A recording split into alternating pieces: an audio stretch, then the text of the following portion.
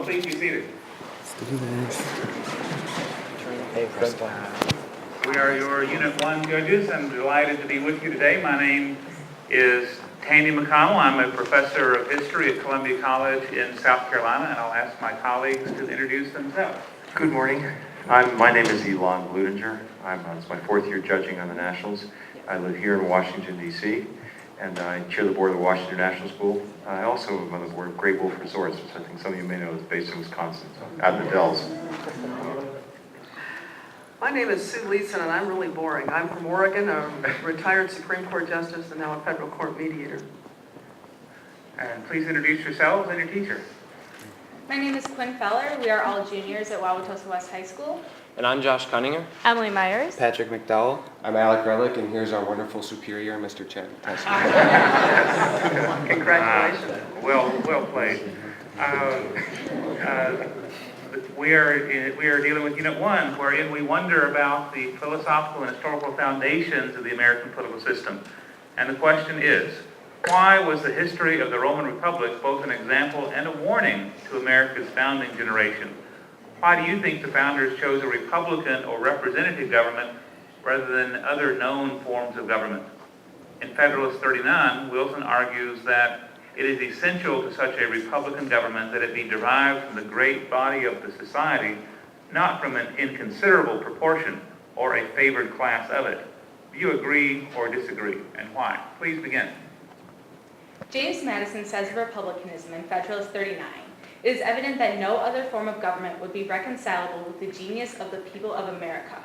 The acknowledgement of this necessity amidst the uncertainty in the aftermath of the fight for independence forced Madison and other founders to look to the ideas of the Roman Republic. They were able to use it as a model, yet they were fully conscious of its risks and limitations. The original republic was profound in the fact that it lasted for 500 years on principles that had never before been tested.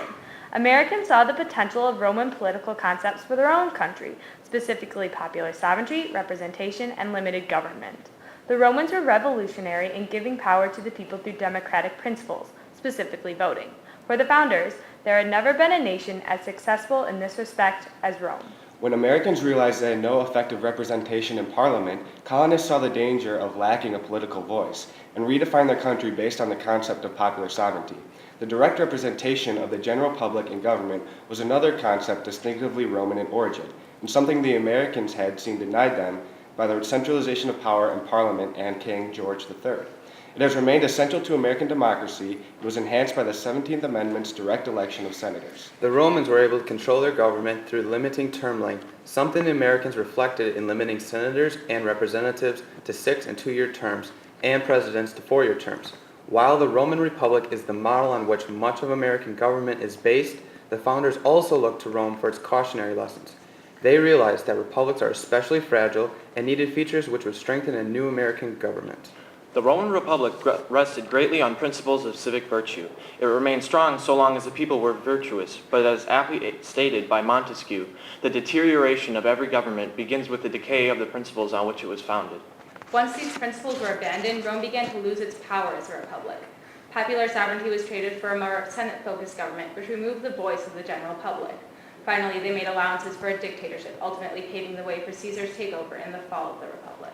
Americans saw that it was necessary to uphold the principles of their new republic, give the people their voice, and not grant the government too much power, as shown in Federalist 51, where Madison states that a dependence on the people is, no doubt, the primary control on the government, all of which were accomplished today through the right to vote, the rights to petition an assembly, judicial review, and constitutional limitations placed on officials.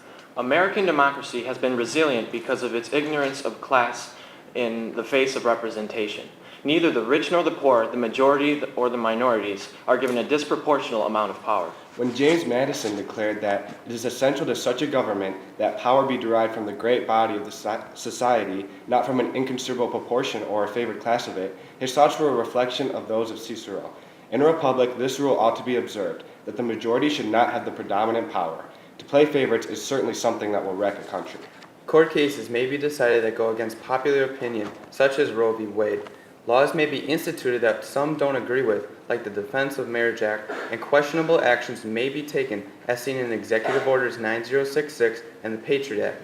But It is ultimately the people who are given the power to reign in the government when it oversteps its bounds. To favor one faction will mean that all others are neglected, creating an unstable and volatile situation. Today, we view the revolutionary period with awe and wonder at how they could create the long-lasting and outstanding government by which we have governed ourselves for over 200 years. The founders, however, were amazed by the greatness of the Roman Republic and strove to replicate it in the most effective and useful way possible.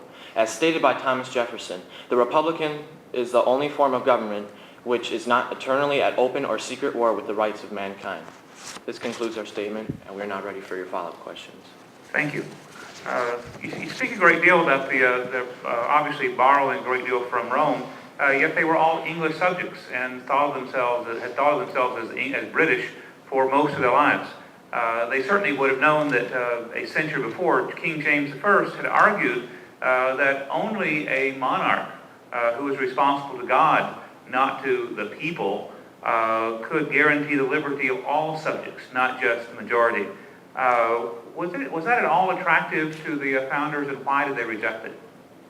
They rejected that because during the Renaissance, the divine right of kings, that whole concept of the power to rule coming from the gods, was rejected through science. So that argument was useless to them.